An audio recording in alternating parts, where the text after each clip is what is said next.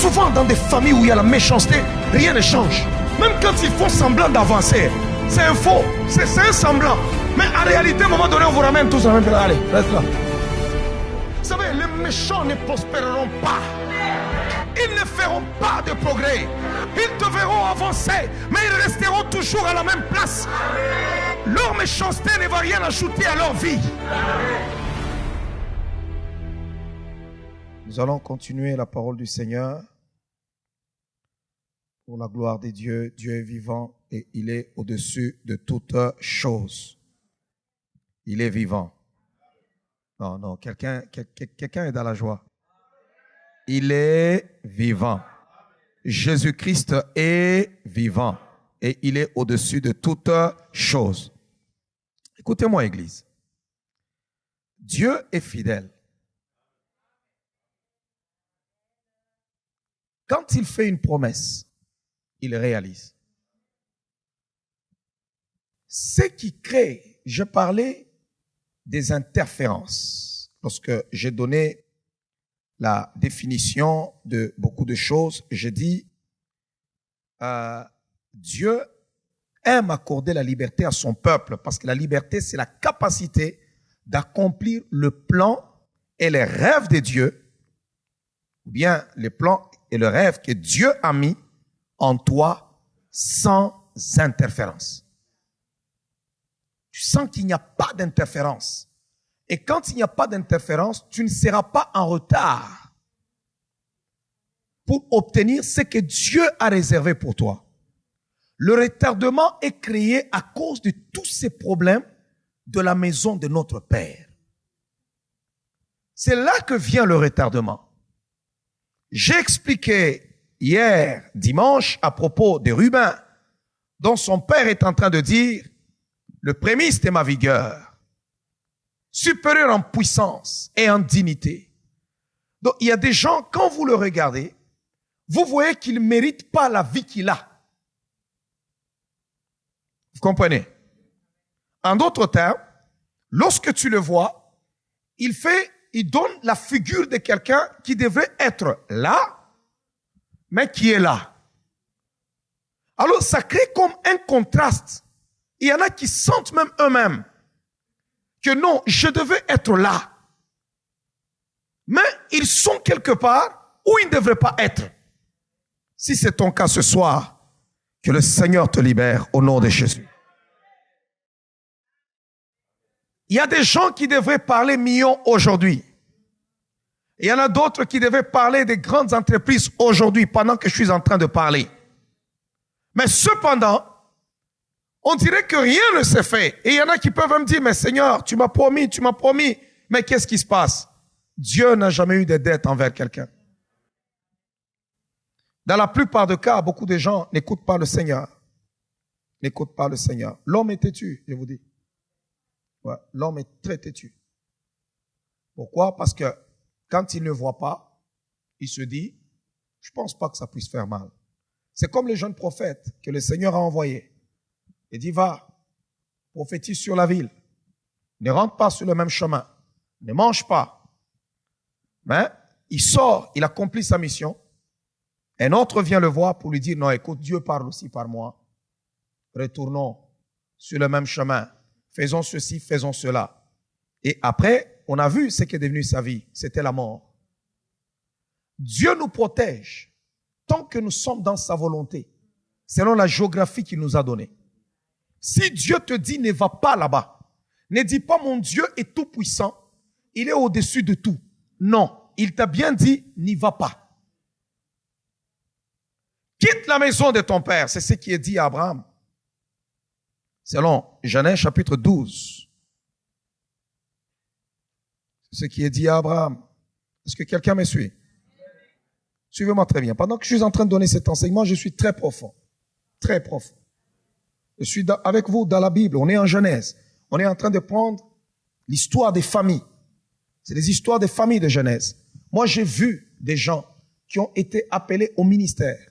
Des hommes de Dieu. Des fois, les gens se tiennent debout, ils disent, mais comment? Eux, c'est des hommes de Dieu. Mais regardez les enfants, comment est-ce qu'ils sont en train de se comporter? Regardez ceci. Ah, on a engrossé tel l'enfant du pasteur. Et bon, l'autre là-bas, c'est un voleur là-bas. Et l'autre fait ceci. Mais écoutez, Église, la puissance de la sorcellerie familiale, pour mieux la combattre, il faut sortir dedans. Tu ne pourras jamais la vaincre de l'intérieur. Pourquoi? Parce que tu vas baisser la garde. Parce qu'elle touche les gens que quand tu le regardes, tu ne peux pas toujours faire attention. Alléluia.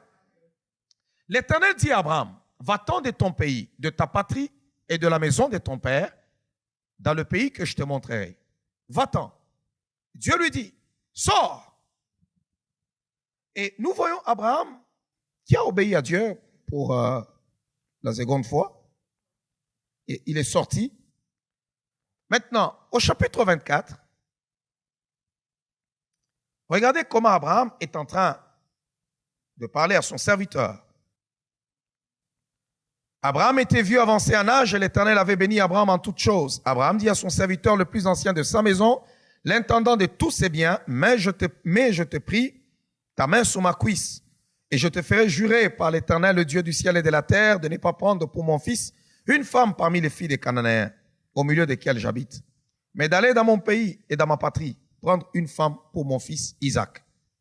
Vous allez voir qu'Isaac a grandi dans de meilleures conditions. Si vous lisez d'ailleurs la Bible, Abraham et Sarah viennent tous de la même maison. Ils avaient tous les mêmes combats. Et Dieu les a aidés dans la marche avec le Seigneur jusqu'à ce qu'ils arrivent à la délivrance. On leur a même changé de nom. Dieu commence avec Abraham, il dit, tu n'es plus Abraham, tu seras appelé Abraham, père d'une multitude, pour vivre ta destinée. Et plus tard, il arrive encore, Saraï, ta femme, parce qu'elle s'appelait avant Saraï. Saraï, ta femme, ne sera plus appelée Saraï, mais elle sera appelée Sarah. Donc, tous les deux ont vécu vraiment la délivrance. Maintenant, Abraham, vieux, Isaac n'a pas connu ce problème-là des liens. Parce qu'il est venu au monde pendant que son père et sa mère avaient déjà subi le cycle total de la délivrance. Et il vient au monde sans problème. Il y a certaines délivrances quand tu es parent que tu dois rechercher, même pour ta maison, pour le bien de tes enfants. Ne jouez pas avec certaines choses. Regarde tout simplement là où tu es. Tu vas voir qu'il y a certaines choses de la maison de ton père qui sont en train de te suivre. Tu ne voudras pas que ces choses-là puissent encore suivre les enfants. Qu'ils aient de bons mariages. Alléluia. Est-ce que quelqu'un m'entend? Qu'ils aient du travail, qu'ils n'aient pas de problème pour avoir de travail, qu'ils ne puissent pas étudier pour rien, mais qu'ils puissent étudier et devenir des hommes. Est-ce que quelqu'un m'entend? Alors, lorsque Isaac devait se marier, Abraham appelle maintenant son fils pour lui dire, écoute, et plutôt son serviteur, va dans ma maison. Waouh! Il est allé encore provoquer des histoires. Dans cette maison-là, il y avait un problème. Dieu a dit, fouille de là. Il lui dit, va là-bas. Alors, le serviteur lui dit,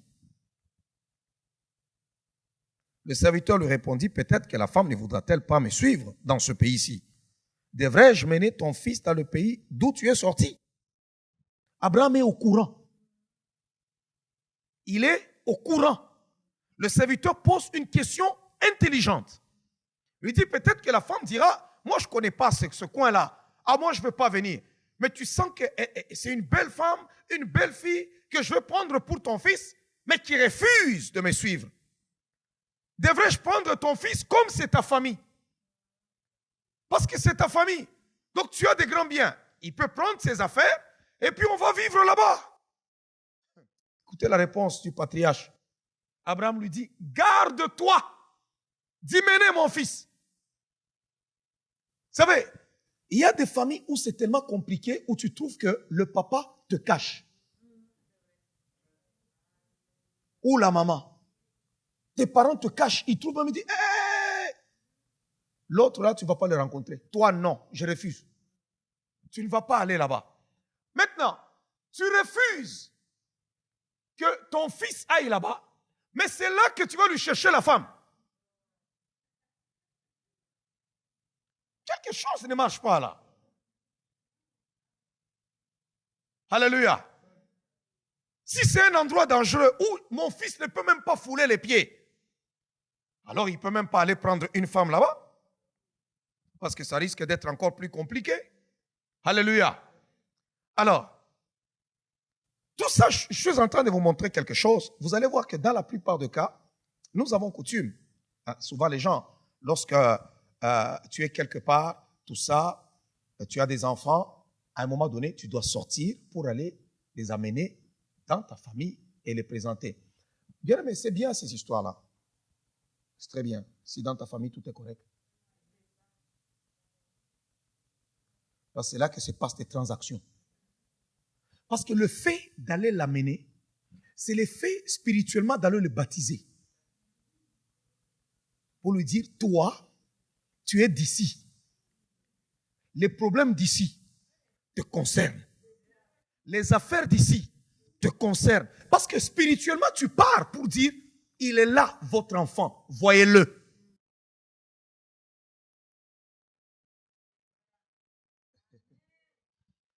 Waouh. Je ne sais pas si quelqu'un m'entend.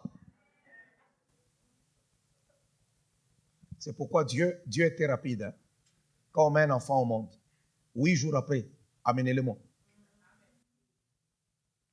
Ouais. Il vient au monde 8 jours après, amenez-le-moi d'abord. Et quand on l'amène devant le Seigneur, on le présente. On dit quoi? On présente l'enfant. Même la Bible déclare, on présente l'enfant au Seigneur. Donc on lui amène, regarde, Seigneur, j'ai demandé, tu m'as béni avec cet enfant, il est là. Alors lui aussi prononce tes paroles, il le bénit. Wow, ça m'a dit m'entend. Dieu fait quoi? Il le bénit.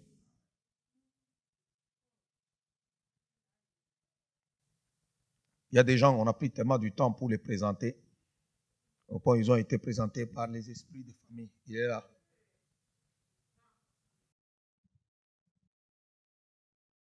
Souvent, c'est la négligence. Souvent, la négligence. Je ne vous dis pas d'une façon absolue de ne pas amener vos enfants chez vous à la maison. Parce que je sais que quand on enseigne sur ces choses, à propos de la sorcellerie, souvent il y a des gens qui enseignent ça, pas avec beaucoup de maturité, ça divise les gens, ça divise les familles, ça divise les maisons. Ce n'est pas de cette façon. C'est pourquoi je l'amène d'une certaine manière, d'amener ça même dans la Bible pour que les gens comprennent. Comprennent ce qui se passait dans la parole du Seigneur même.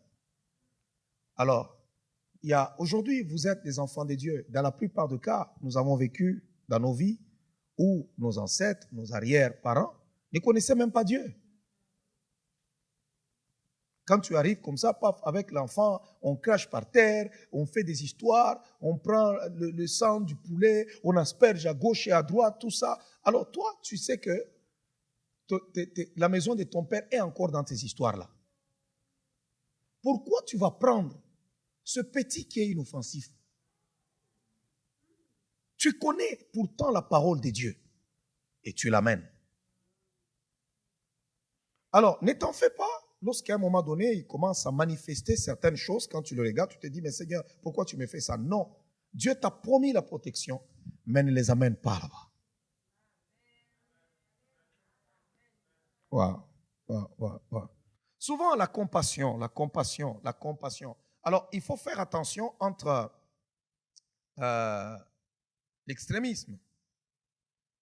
Parce que souvent, nous pouvons être extrémistes aussi pour dire, je ne veux plus recevoir quelqu'un chez moi.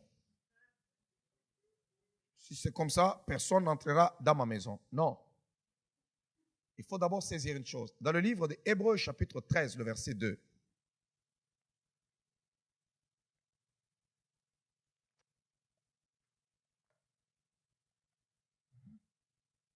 Hébreux, chapitre 13, le verset 2. N'oubliez pas l'hospitalité, car en l'exerçant, quelques-uns ont logé des anges sans le savoir. Alléluia! N'oubliez pas d'exercer l'hospitalité, car quelques-uns ont logé des anges sans le savoir. Alors, par là, je veux dire qu'il faut avoir le discernement. Tu ne peux pas carrément fermer la porte de chez toi et vivre dans la peur. Non.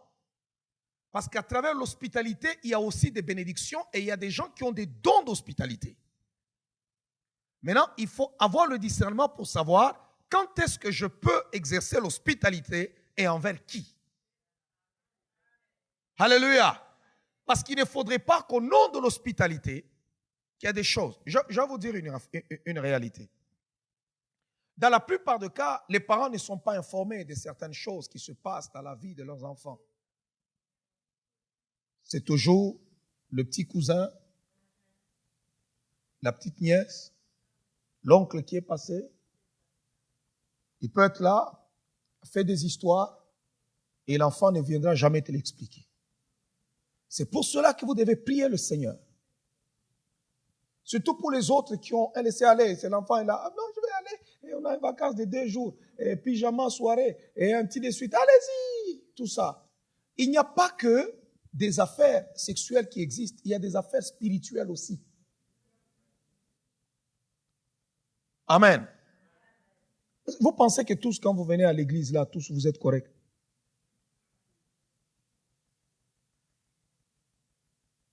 Vous pensez ça?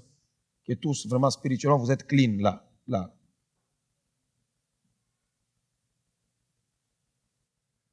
Il faut être naïf pour penser une affaire comme ça. Dans l'église, il y a tout le monde, même les sorciers. Il y a des gens, je ne pensais pas qu'à l'église, vraiment des gens comme ça peuvent exister. Oui, à l'église, c'est là qu'on trouve de tout. C'est à l'église, même des sorciers. C'est pour cela que tu n'as pas le droit, un enfant qui n'est pas à toi, venir apporter à manger, lui donner. Non. Pourquoi toi tu vas quitter seulement ailleurs? Tu n'as pas de lien avec la famille des autres. Tu n'as jamais mis les pieds chez eux. Mais tu arrives juste avec un bonbon. Tiens, alors, je t'aime beaucoup. Non. Alléluia. Le petit Guélo, il prend là. Si tu n'as pas de lien avec des gens, parce qu'il y a des gens qui ont leur lien, même quand vous venez à l'église, il y a des gens qui sont comme une famille, il y a des gens qui se connaissent entre eux. Écoutez, peut-être que toi, avec les autres, vous ne connaissez pas assez. Respecte ça. Non, il pleurait, c'est pour cela que j'étais en train de... Je me souviens, une fois, je suis au Congo, parce que je suis originaire de la République démocratique du Congo. Aux informations, il y avait une affaire qui passait, il y avait la guerre. Pas la guerre des fusils, la bagarre. Et le journaliste parlait, il dit non, ces 2 femmes ont accouché, ils étaient dans un même hôpital. Alors, l'autre est allé se laver. L'autre femme est restée. Alors, son bébé a commencé à pleurer. Depuis que son bébé pleurait, elle donnait le lait à l'autre enfant, et puis l'autre pleurait aussi. Elle a pris l'autre bébé, elle lui a donné aussi le lait. Non, je vous assure que les journalistes sont venus. Cette femme a dit, tu ne peux pas me faire une affaire comme ça. Alléluia. On lui a donné. Alors, il y a des parents irresponsables. Tu arrives là, quelqu'un, tu ne connais pas, qui prend juste ton enfant et dit non, il pleurait, il me demandait, c'est pourquoi je lui ai donné. Non. Même humainement parlant. Est-ce que tu connais ses allergies? C'est ça. Nous pouvons venir à l'église ici, il y a des enfants qui ont des allergies. Même à l'école, quand on va inscrire nos enfants, on nous demande est-ce qu'il est allergique.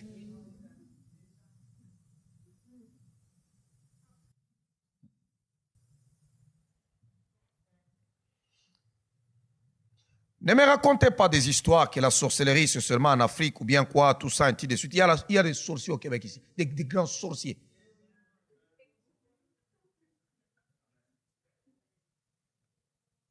Alléluia. Comment expliquez-vous dans un pays aussi puissant économiquement, mais les gens sont en train de vivre la misère? La misère.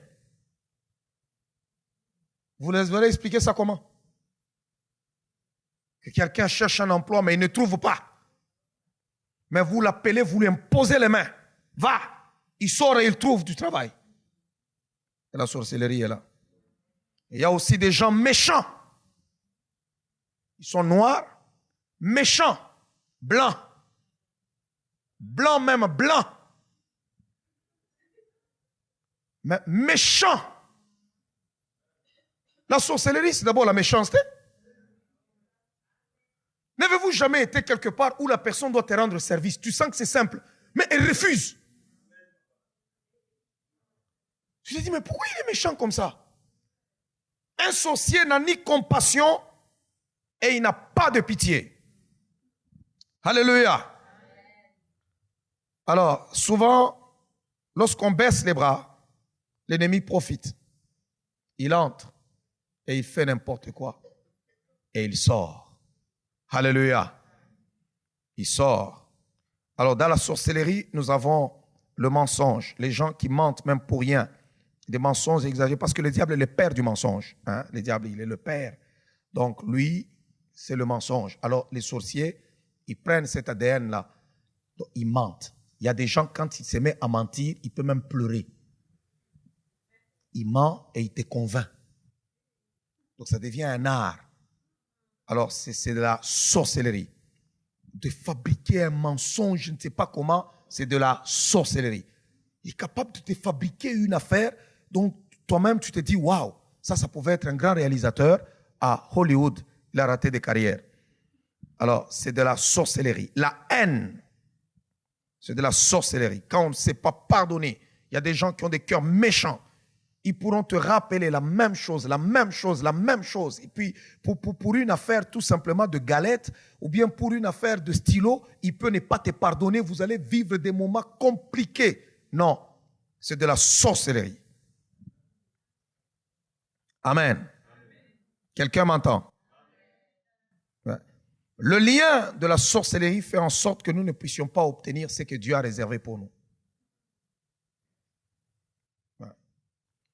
Il y en a, on retarde les choses, mais il y en a, on te donne le contraire de ce que tu devais avoir. C'est ce que Laban a fait. Laban attendait Léa, mais Léa n'est jamais venue. On t'a volé le rêve de ta vie et on l'a remplacé par quelque chose d'autre. Et Léa, à son tour, se retrouve dans un mariage où elle ne pouvait jamais être heureuse. Toute sa vie. Et il y a beaucoup de gens comme ça. Combien de gens qui sont mariés, mais qui quand ils se fâchent ou bien elle se fâche, elle dit à son mari, vraiment, je regrette. Il y avait beaucoup de gens qui m'avaient suivi. Beaucoup. J'avais dit non. Je suis vraiment tombé sur toi. Ça peut paraître drôle lorsque je le dis. Mais cependant, il y en a qui peuvent le dire par méchanceté pour chercher à blesser l'autre. Mais il y en a au fond de leur cœur, c'est la vérité. C'est la vérité. Il se dit, ce mariage n'est pas à moi.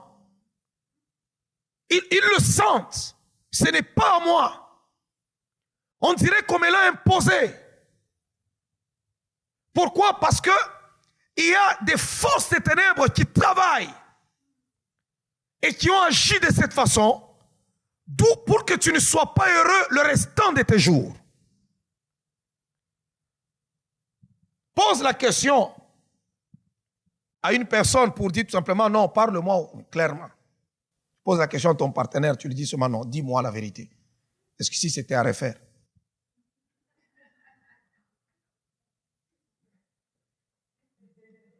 Alléluia.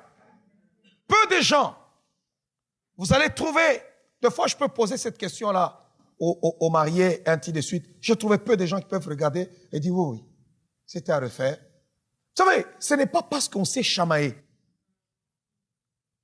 qu'on ne pouvait pas être ensemble. Ne confondez pas ça. Il y a des gens qui ne peuvent jamais se chamailler. Il y a des gens qui sont gentils et polis. Mais l'autre dit non, ça ce n'était pas à moi. Mais on t'a imposé ça. Vous pouvez vous chamailler, il y a des gens qui se chamaillent, tout ça, ainsi de suite. Tu poses la question, un jour, un couple, ils se sont chamaillés. Viens, mais si on t'explique ça, tu te dis, eux, c'est le divorce. Ils vont signer, donnez-leur seulement les papiers, ils vont signer. Maintenant, là, ils vont signer. La femme a tellement fait des histoires. J'ai appelé le monsieur à côté, j'ai parlé avec lui, j'ai dit, mon frère, est-ce que si c'était à refaire?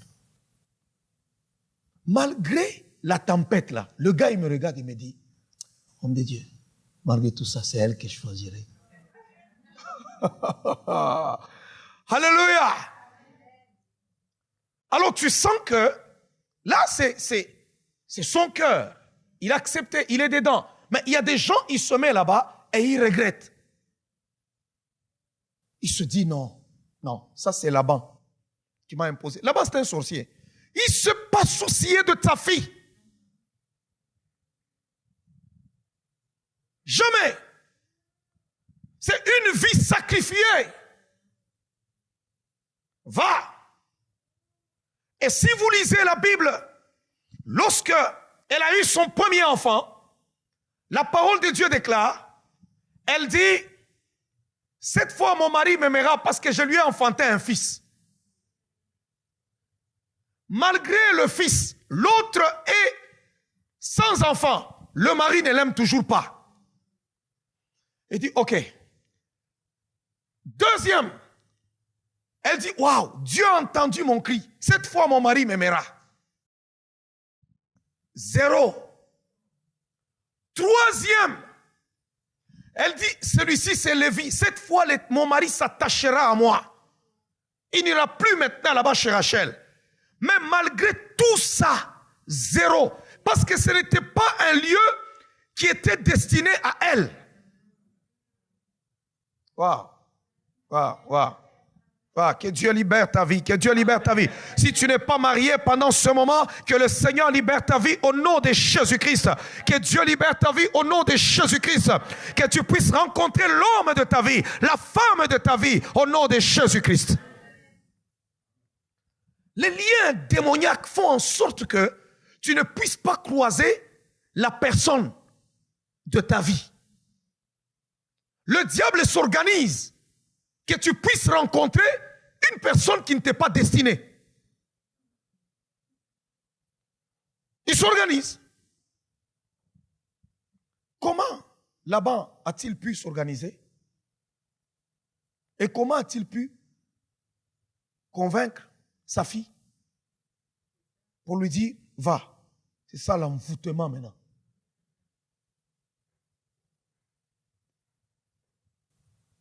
Me suivez calmement parce que c'est bon ou bien? Amen. Dieu désire qu'on soit heureux. Amen. Ouais. Heureux. Dieu désire qu'on soit heureux. Dieu désire qu'on soit heureux. Ouais, il le désire. Deutéronome chapitre 18, le verset 10 à 11. Deutéronome chapitre 18, le verset 10 à 11. Il dit qu'on trouve chez toi personne qui fasse passer son fils ou sa fille par le feu, personne qui exerce le métier de devin, d'astrologue, d'augure, de magicien. Donc, là-bas, magicien ou devin, dans d'autres traductions, d'ailleurs, on écrit bien sorcier, qui pratique la sorcellerie. Qu'on ne le trouve pas chez toi. Combien de gens sont-ils inscrits à l'horoscope? Des gens qui disent avoir le Saint-Esprit, mais qui sont inscrits à l'horoscope. Vous savez que des fois, l'horoscope peut te donner des choses qui sont correctes. Correct même. Mais laisse-moi te dire, c'est pas moi qui dis l'astrologie, c'est la Bible, c'est pas moi. Parce qu'il y a des gens, quand on prêche, ils pensent que le pasteur, le révérend, lui, il est sévère avec ça. Non, non. C'est la Bible. Pendant que je suis en train de parler, regarde-moi très bien. Combien de gens ne sont-ils pas inscrits là, à l'horoscope? Mais tu invoques le nom de Dieu. Inscrit. Tu es sorcier.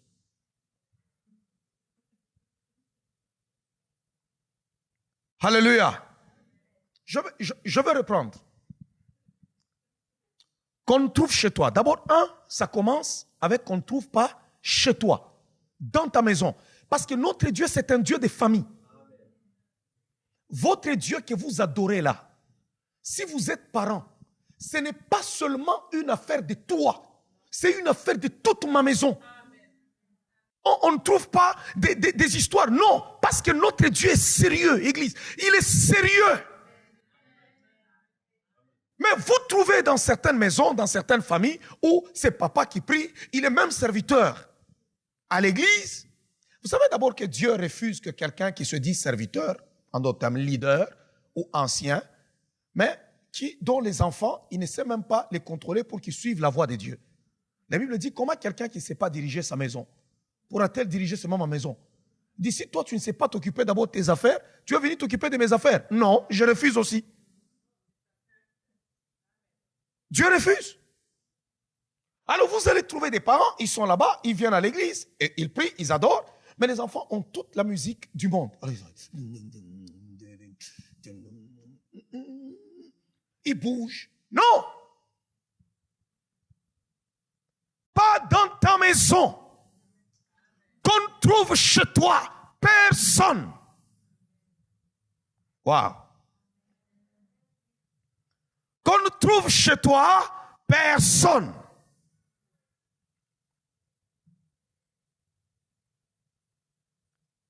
Qui fasse passer son fils ou sa fille par le feu. C'est ça, faire passer par le feu. J'aurais peut-être l'expliquer. Comment on livre les enfants à Moloch. Personne qui exerce le métier de devin. Vous voyez quelqu'un? Non. On a une tante là, elle regarde des bonnes aventures.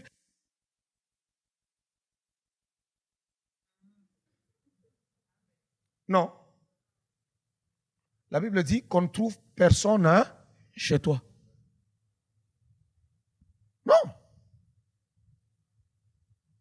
Je vais arriver quand je veux parler de toutes ces choses-là, des boules de cristal, de ceci, de cela, tout ça, ainsi de suite, parce que moi je suis dans la Bible. Je ne parle pas sans la Bible. Qui exerce le métier de devin, d'astrologue, d'augure, de magicien, d'enchanteur, personne qui consulte ceux qui évoquent les esprits ou disent des bonnes aventures, personne qui interroge les morts, car quiconque fait ces choses est en abomination à l'Éternel. Et c'est à cause de ces abominations que l'Éternel, ton Dieu, va chasser ces nations devant toi. Tu seras entièrement à l'Éternel, ton Dieu. Car ces nations que tu chasseras, écoutent les astrologues et les devins. Mais toi, l'Éternel, ton Dieu, ne le permet pas. Wow, wow, wow, wow, wow, wow, wow, wow. Mais toi, l'Éternel, ton Dieu, ne le permet pas. Va fermer ton compte là d'horoscope. C'est horoscope, hein? Ouais, d'astrologie. Va le fermer vite. Va te désinscrire. Amen. Je me souviens un jour, j'ouvre seulement ma boîte email. Je vois, je ne sais pas si c'est une astrologue, je ne sais pas quoi là-bas, tout ça, elle m'a déjà écrit. Elle m'écrit, elle me dit non, j'ai une révélation pour toi, si tu peux nous appeler, ainsi de suite, vraiment. J'ai répondu. Je dis, je ne sais pas comment tu as fait pour trouver mon adresse email. Je sais pas, parce qu'ils ont des banques des données, des emails. Je ne sais pas comment tu as fait, mais tu ne sais pas à qui tu t'adresses. Parce que si toi, tu m'appelles maintenant, donne-moi ton numéro, moi, je vais te donner la situation à ta vie et je vais te délivrer. Nous avons un Dieu vivant. Il dit, si l'on vous dit, allons vers ceux qui prient, qui évoquent les morts ou qui prédisent l'avenir, vous répondrez, un peuple n'invoquera-t-il pas son Dieu? Invoquera-t-il les morts en faveur des vivants? Alléluia. Ce ne sont pas les morts qu'ils appellent, ils sont en train d'appeler les démons. Les morts sont morts. Amen. Alors, il ne faudrait pas d'une manière absolue, tu fermes la porte carrément aux gens pour dire que non, moi, on nous a dit ceci, cela. Il faut utiliser le discernement. C'est très important. C'est très, très important. Et aussi, cherche toujours à savoir à qui tu te confies. C'est très important. Ne te confie pas à n'importe qui dans la vie. Ouvrir la porte, ce n'est pas seulement à la maison, non. Quand tu prends tes problèmes, ta vie, tu commences à l'exposer à quelqu'un, tu lui donnes un pouvoir sur ta vie. Et quand il a des mauvaises pensées, c'est fini. S'il est jaloux, s'il a la mauvaise foi, il est méchant, ces choses-là commencent à agir. Parce qu'il y a certaines personnes, peut-être que toi tu es là-bas, tu es chez toi, toi tu penses qu'ils sont contents de te voir heureux, mais cependant dans leur cœur, ils ne sont pas contents de te voir heureux. Ils ne sont pas contents de te voir en paix avec ton mari, ils ne sont pas contents de te voir avec une belle maison, ils ne sont pas contents de te voir avec l'argent, ils ne sont pas contents de te voir avec ta voiture, ils ne sont pas contents. Alors quand tu commences à lui expliquer, regarde ce qu'il y a, et ainsi de suite, toi tu penses que la personne est en train de compatir. Oh, c'est vrai. Oh, vraiment. Ce n'est pas parce que tu rencontres une personne à l'église que cette personne-là est sainte. Il ne faut pas regarder les gens seulement dans l'église avec les yeux de l'éternité. Il y a des gens qui sont à l'église mais qui sont méchants. Non, je vais reprendre. Ce n'est pas parce que tu rencontres quelqu'un à l'église qu'il est correct. Ce n'est pas parce que nous avons prié, on a jeûné, on a dit tapons les mains. Alors tu vois une sœur là en train de prier. Seigneur, Seigneur, Seigneur. Agis, Jésus. Alors toi tu dis je cherche une femme, c'est elle que je vais aller chercher, tu n'as pas vu, elle a dit 3 fois Seigneur, Seigneur. Qui t'a dit que dire Seigneur, Seigneur c'est être délivré.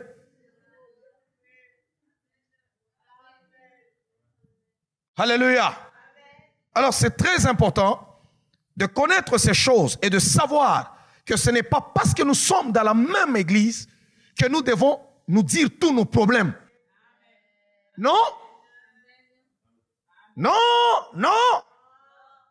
Je peux prier avec toi dans une même église, mais tu ne connais pas mes problèmes. Et il y a des gens, on dirait qu'ils sont à la recherche de connaître les vies des autres. C'est la sorcellerie. Parce que les sorciers aiment recueillir des informations. Ils aiment ça, les informations. Bien, mais pourquoi vous vous sentez gêné quand tu es avec quelqu'un? Il commence à te poser des questions sur ta vie. Tu vas voir des gens, ah, moi, je n'aime pas ce frère-là. Moi, je n'aime pas cette soeur-là. Elle va toujours me poser des questions sur moi, sur ma vie, tout ça. Réponds-lui carrément. Non, je ne parle pas de ma vie. Parlons de Maxi, parlons d'IGA. Parlons des avions, parlons des voitures. Parlons des nouveaux biberons qui sont sortis. Parlons des machines à laver. Mais laisse ma vie. Laisse-moi construire la muraille. Laisse ma vie. Alléluia. Il y a des gens aussi. Donc, tu te rencontres avec quelqu'un, tu commences déjà à te parler. Tu vois mon mari là. Mon mari est chez moi à la maison. Il y a ceci. Mon mari là. Il termine. La personne, paf, le temps qu'on te dépose, pion, il a déjà toute l'information et il s'en va. Ah, pourquoi? On ne t'a même pas payé. Tu as livré toute la marchandise. On ne t'a même pas payé gratuitement comme ça. Est-ce que vous ne savez pas que nous sommes dans un monde d'information? Et l'information coûte cher. Mais comment toi tu peux livrer l'information de ta famille et de ta vie comme ça gratuitement? Tu vois mon enfant là, quand je l'avais mis au monde, c'était compliqué. Moi quand je l'ai mis au monde, celui-là c'était comme ça. C'est lui à qui tu parles. Est-ce qu'il va te délivrer? Est-ce qu'il va t'aider en quoi? Pourquoi tu lui donnes une information qui ne va pas le concerner? Mon enfant là, quand il est venu au monde, c'était compliqué. Lui là, je ne sais même pas sa vie. Je me suis toujours posé la question, comment ça sera sa vie? J'ai pris beaucoup pour lui. Parce que même pour marcher, c'était difficile. Lui, il a marché à 2 ans. Et il est venu au monde avec une dent.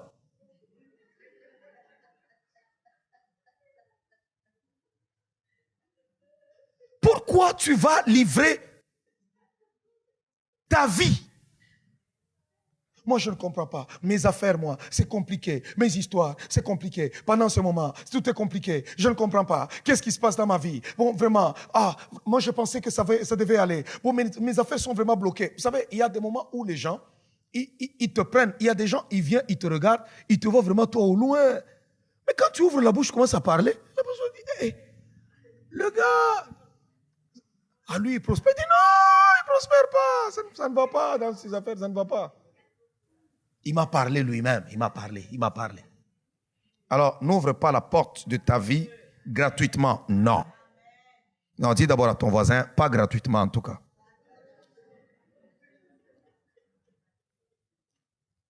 C'est pour dire que si je dis gratuitement, cela ne veut pas dire qu'on va te payer. C'est parce qu'il n'y a personne qui va te payer pour savoir où tu dors. Donc, c'est pour dire que tu ne livreras jamais. Alors, on va retourner dans la famille de Joseph, de Jacob plutôt. Dans cette famille de Jacob, on a des sérieux problèmes. On y trouve du tout. On trouve de la méchanceté, de la colère, de la haine. On est allé jusqu'à vendre son propre frère. On l'a vendu et on a encaissé l'argent. On a mis dans la poche. Et on a fait semblant qu'il était mort. Dans cette famille, où vous avez Zabulon et les autres qui sont les enfants de Bila, et vous voyez Ruben qui sort, qui prend Bila. Et maintenant, c'est une famille compliquée, unique. Mais le papa, il est sacrificateur, il est prophète, il est prêtre. Waouh. Est-ce que vous comprenez ça? Quelqu'un me comprend? Le papa, c'est Jacob. Quand on parle de Jacob, là, Israël, c'est lui le papa. Il est prêtre, le bishop, le révérend, l'apôtre. Il est l'archibishop. Il est le président, il est le surintendant, il est le pasteur par excellence, il est l'évangéliste, il est tout. Il a le Dieu vivant avec lui. Mais, quand tu entres chez lui, tu trouves d'abord dans sa maison, lui en tant que père, il ne vit pas chez ses parents. Lui, il a fondé sa vie et il prospère. Mais tous ses enfants sont chez lui, dans sa maison. Personne n'est capable de sortir pour aller se bâtir une vie. Mais il y a une promesse qui dit, tous tes fils, de toi sortiront des rois. Mais cette promesse est tellement combattue parce que la sorcellerie, elle est tellement forte dans cette maison. Au point où tout celui qui va se marier reste là. L'autre se marie, reste là. L'autre se marie, reste là. Les liens qu'il est allé chercher à Charan, ce sont ces choses-là qui l'ont tellement combattu. Tellement combattu. Et Dieu, dans son amour, a provoqué qu'un seul de ses enfants soit un rescapé. Soit un rescapé, et c'est Joseph. Si Joseph avait grandi dans cette maison-là, son étoile serait aussi étouffée. Mais Dieu, dans son amour, a libéré ce jeune homme. Et vous allez voir, tous sont restés. Personne n'a émergé. Seul Joseph. Alléluia. Partout où il allait, même quand on le prenait comme esclave, il pouvait prospérer au milieu des esclaves. Quand on les jetait en prison, il devenait prospère au milieu des prisonniers. Donc il y avait la faveur de Jacob. Mais tant qu'il est dans les liens de famille, la sorcellerie de la maison de son père, ça a étouffé ces choses-là. Mais une fois qu'il sort, même si vous le mettez comme esclave, il est capable de dominer au milieu des esclaves. Wow. Est-ce que quelqu'un m'entend? C'est pourquoi Dieu déclare: quitte la maison de ton père, quitte ta patrie et dirige-toi dans le pays que je te montrerai. Mais tant que tu restes là à l'intérieur, ne faites pas semblant. Il y a des choses qui se passent. Il y a des choses qui se sont passées. Il y a des liens qui sont dans nos familles, dans nos maisons. Il faut regarder pour savoir comment les combattre. Ne regarde pas ta famille avec les yeux de l'éternité. Alléluia. C'est seulement Joseph, Dieu soit béni. C'est pourquoi plus tard, il regarde ses frères. Ils sont venus en Égypte. Ils pouvaient les reconnaître. Malgré les années. Pourquoi? Parce qu'eux n'ont pas changé. Mais eux ne pouvaient pas le reconnaître. Pourquoi? Parce que lui, il a changé.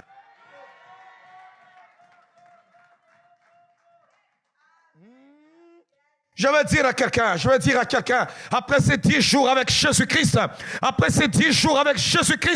tes ennemis ne te reconnaîtront pas. Ils regarderont et ils diront, est-ce lui ou ce n'est pas lui? Mais tu diras, c'est moi. Ils te poseront la question, est-ce lui, ce n'est pas lui? Mais tu diras, c'est moi. Oh, comme l'aveugle né qui disait, c'est moi. Mais les autres se posaient la question, est-ce lui ou ce n'est pas lui? Toi, tu reconnaîtras les autres. C'est Jésus-Christ seul qui doit être le même hier, aujourd'hui et demain. Mais toi, tu dois changer. Je suis en train de dire à la vie de quelqu'un que ce que tu es, là où tu es, ce n'est pas ta vie. Ce que tu vis là, ce n'est pas ton devenir. Pendant ce moment que je parle, je libère ton devenir. Je libère ton devenir. Je libère ton devenir. Au nom de Jésus-Christ. Au nom de Jésus-Christ. Est-ce que quelqu'un m'entend? Vous vous retrouvez avec votre propre frère qui vous regarde. Il vous reconnaît. Tous. On n'a pas dit qu'il n'a pas reconnu même un seul. Non, tous. Il les reconnaît. Peut-être qu'il y en a même, il a même reconnu leur chemise.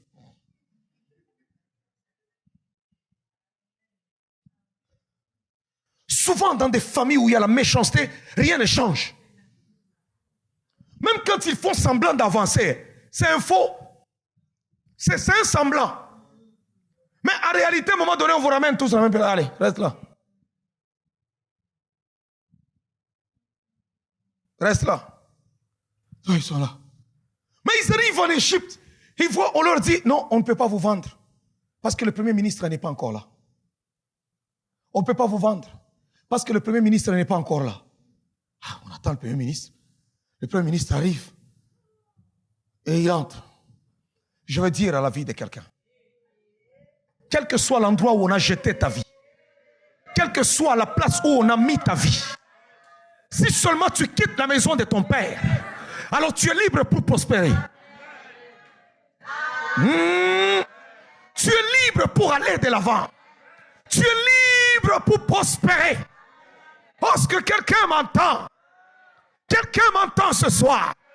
Je veux dire à quelqu'un, ce n'est pas parce qu'on t'a jeté dans la citerne que tu ne pourras pas sortir.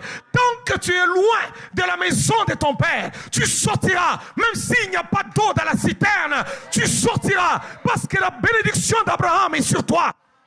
Elle est tellement forte, cette bénédiction, qu'elle est capable de te sortir. Elle va provoquer les Amalécites. Elle va les appeler. Elle va les appeler.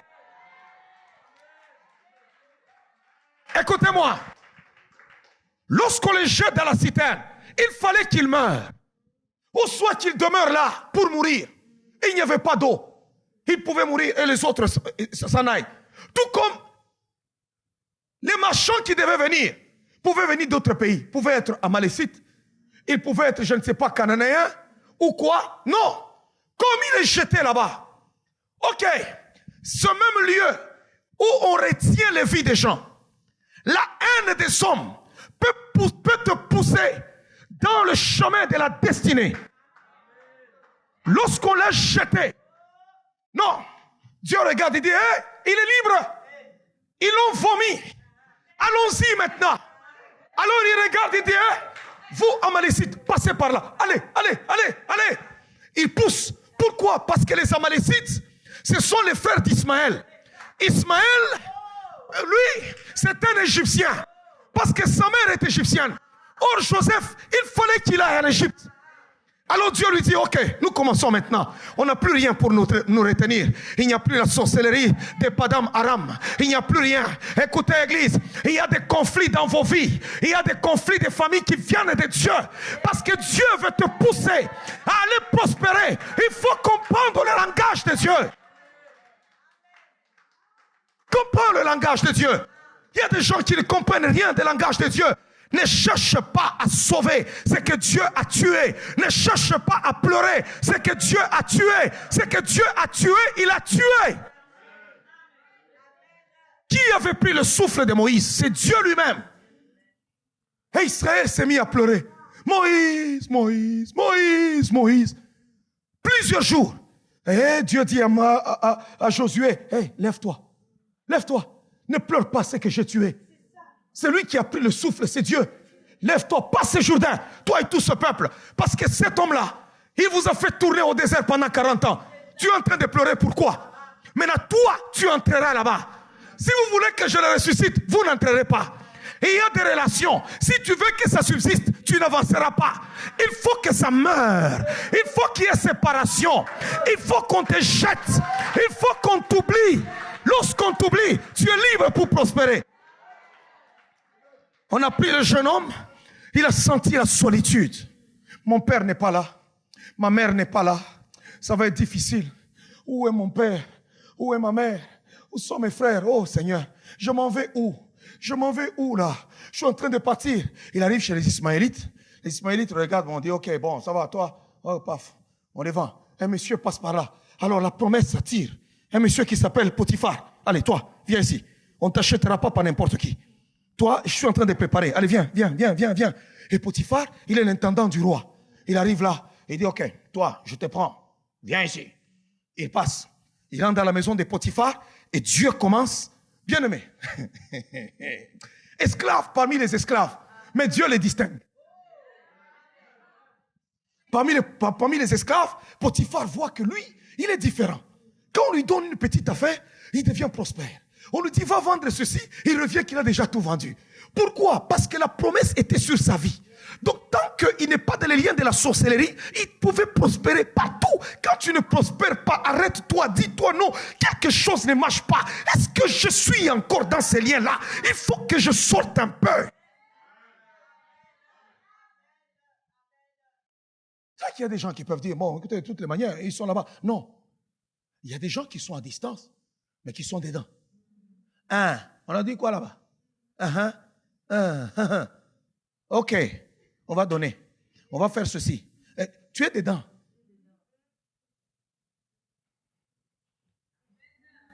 Potiphar prospère. Prospérité, prospérité, prospérité, prospérité, prospérité, prospérité, prospérité.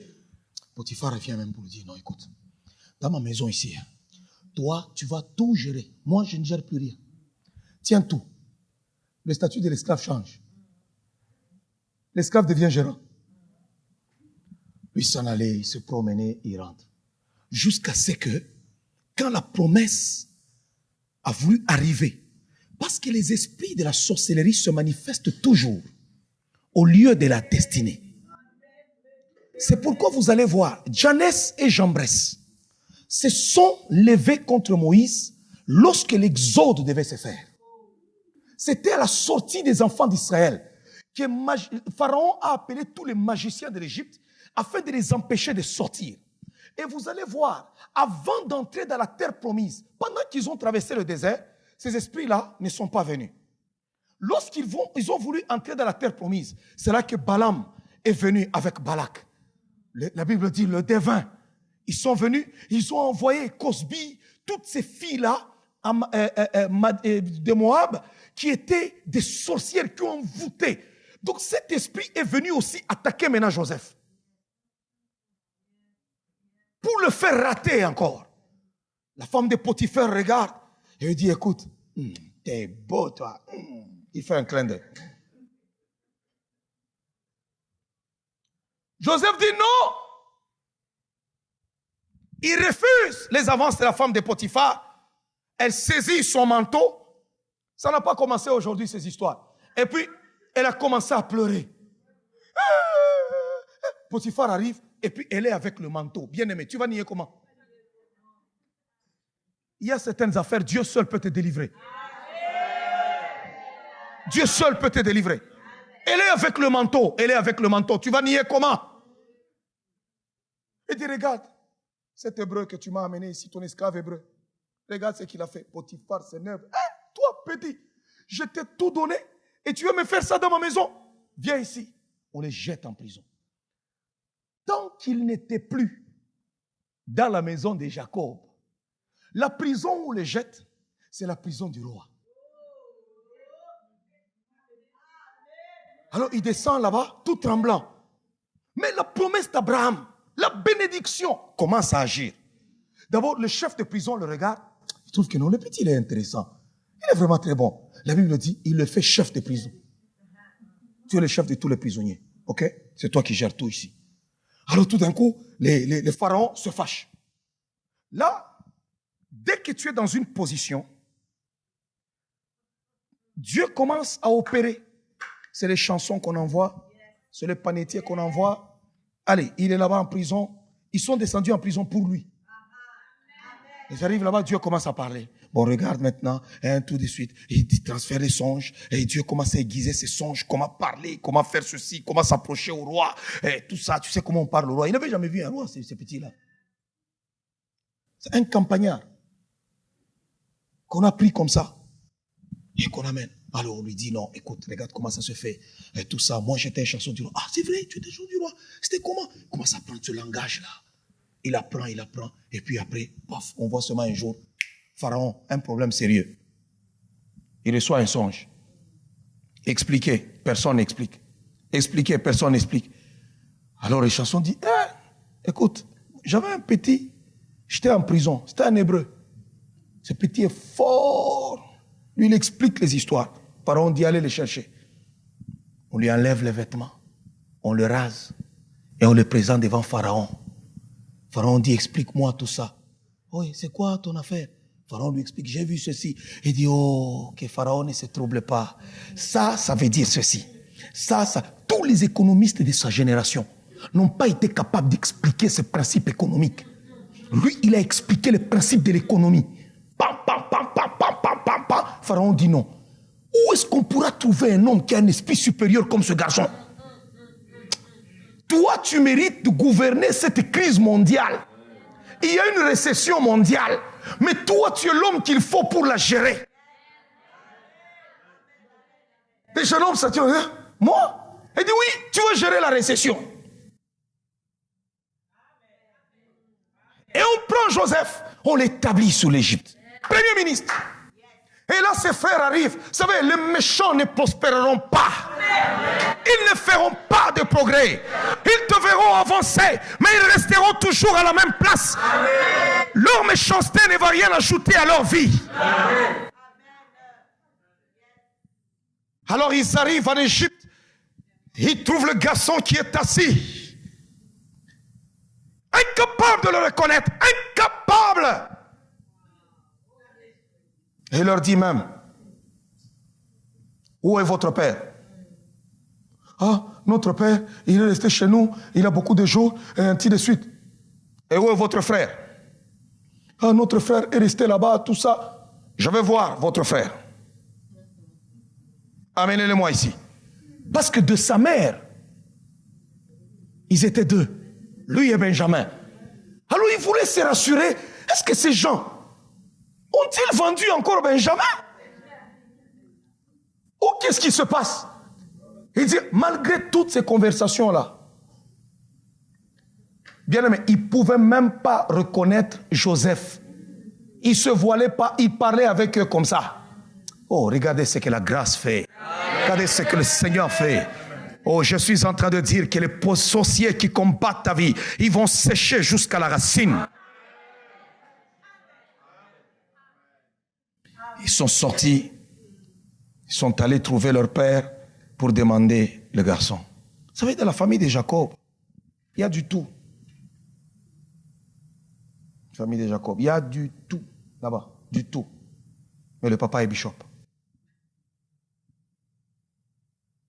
Il y a des gens, ils prient, hein. Ils prient le Seigneur. Mais il y a du tout dans la maison. Du tout. Dis d'abord à ton voisin qu'on ne trouve pas chez toi des choses abominables.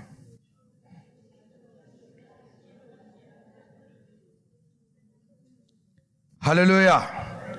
Lisons Lévitique chapitre 1er. Lévitique chapitre 1er. Le verset 1er jusqu'au verset 5. Lévitique 18, le verset 1er jusqu'au verset 5.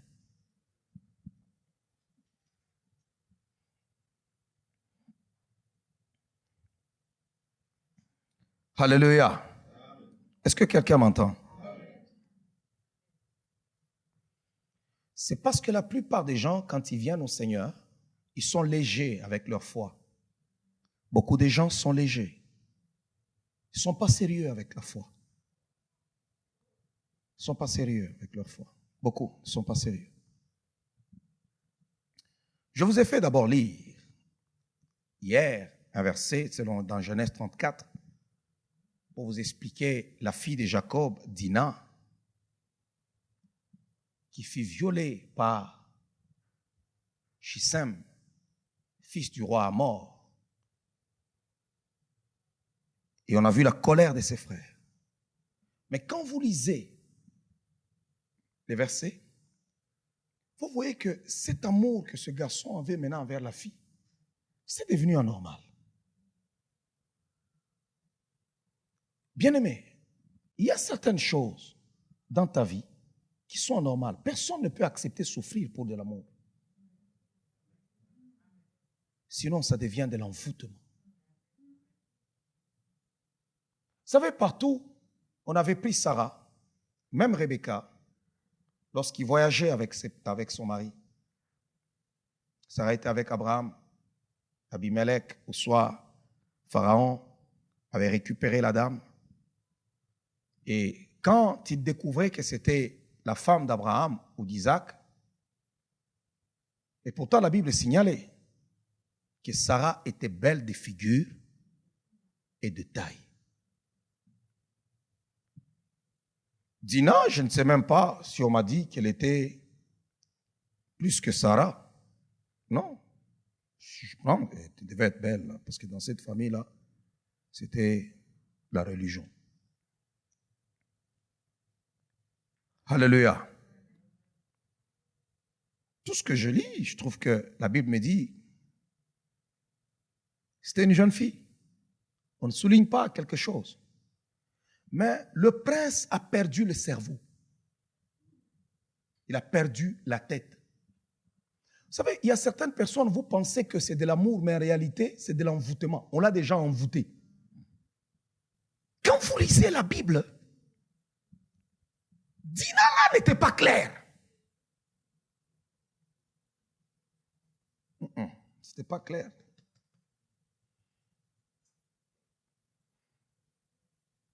Est-ce que vous trouvez, vous, normal qu'un homme puisse être dans une maison où on commence à lui dire, allez, à boire, oh, oh.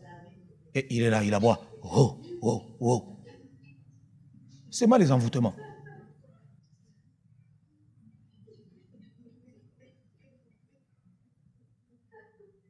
Non, je vous dis vrai. C'est l'envoûtement.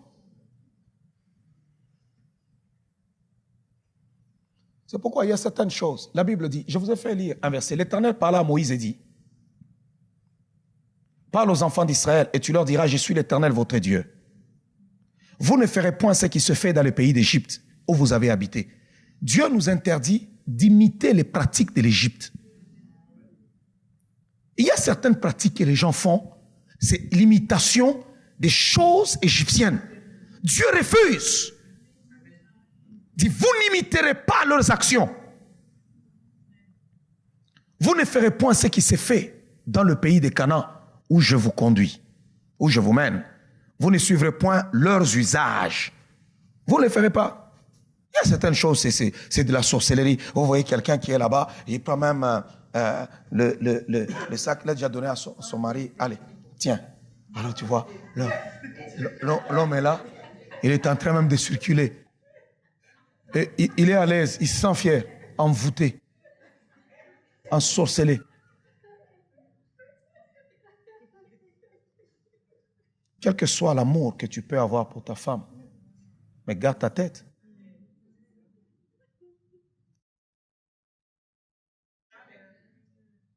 Garde ta tête. Non, garde ta tête.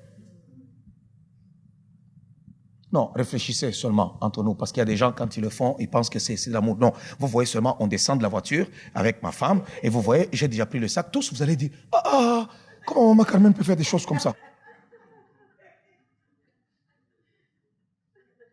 Ouais, vous me voyez vraiment, je dis ça là. Ma femme? C'est ça?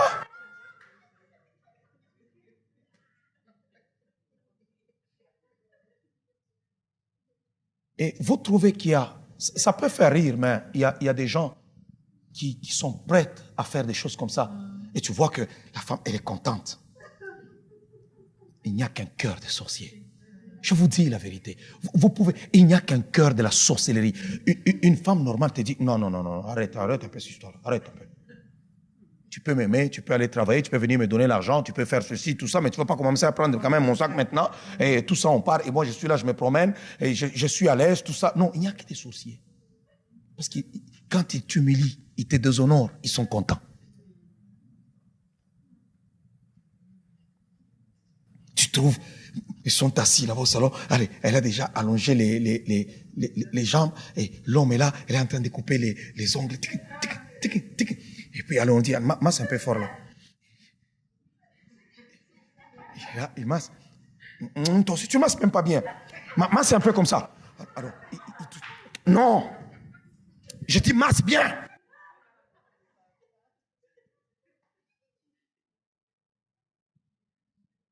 Envoûté. Envoûté.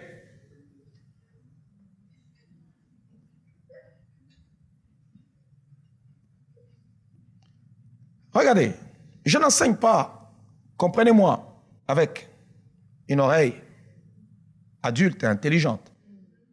Je ne dis pas que si ta femme a mal, toucher son pied, moi je parle de la... Vous comprenez? Oui, parce que c'est ton épouse, elle peut avoir mal, tu tiens son pied, tu essayes de l'aider, ça c'est pas mauvais. Mais moi j'ai dit de ces gens-là, tu vois, elle s'assoit là. Frédéric, viens, assieds-toi un peu là-bas. Allez, on t'aimait, et puis allez, moi c'est un peu... Non, tu ne fais même pas bien. Toi aussi, regarde comment tu tiens. Oh, tu vois l'homme, hein? Tourne. Bien aimé, un courage comme ça.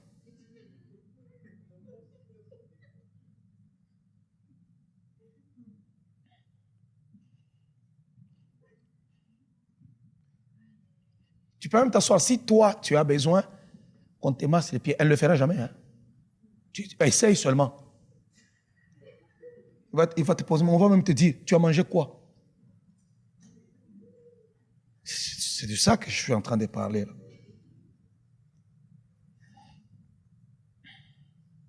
C'est de la sorcellerie. Tamar était trop loin. Là, on envoûté tellement le petit prince. J'ai déjà vu quelqu'un qui fait circoncire tout le royaume pour aller épouser une femme. Un roi. Même son père roi. Lisez-moi 1 Chronique chapitre 3, le verset 1er.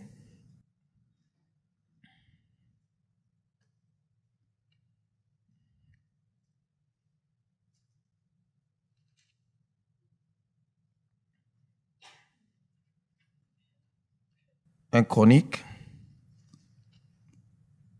chapitre 3,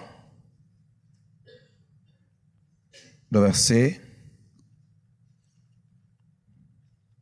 1er. Retenez d'abord ce verset, on va y revenir de 1 Chronique chapitre 3.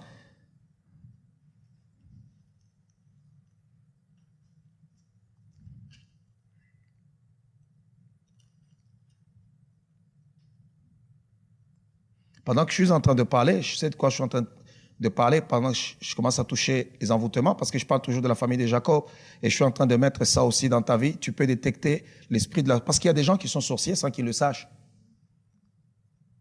On appelle ça une sorcellerie inconsciente. Tandis qu'il y a des gens qui sont sorciers et qui savent qu'ils sont sorciers. Il y a des comportements qu'un être humain normal ne peut pas avoir. Non. quand tu veux faire souffrir quelqu'un, tu veux manipuler une personne, tu veux humilier une personne, c'est ce que les sorciers veulent. Ils veulent t'humilier. Ils veulent te mettre à une place là où c'est pas bon. Et tu peux pas chercher à humilier ton mari, à humilier ta femme. Non. À humilier ton père ou je sais pas quoi, ou ta mère. Non, ça se fait pas. Ça se fait pas. La Bible déclare dans 2 Samuel, chapitre 13,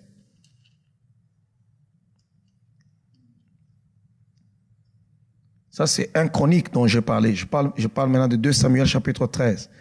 D'abord, 1 Chronique, on nous dit, après cela, voici ce qui arriva. Absalom, fils de David, avait une sœur qui était belle et qui s'appelait Tamar. Ce n'est pas la même Tamar de Genèse. Ça, c'est une autre Tamar. On dirait que le nom Tamar a un problème. Et dit, après cela, il arriva que Absalom avait une sœur qui se nommait Tamar. Ça, c'est dans la famille de David. Retournez d'abord à 1 Chronique, chapitre 3, le verset 1er. Je vais terminer par là et on va continuer demain. On va beaucoup plus prier demain.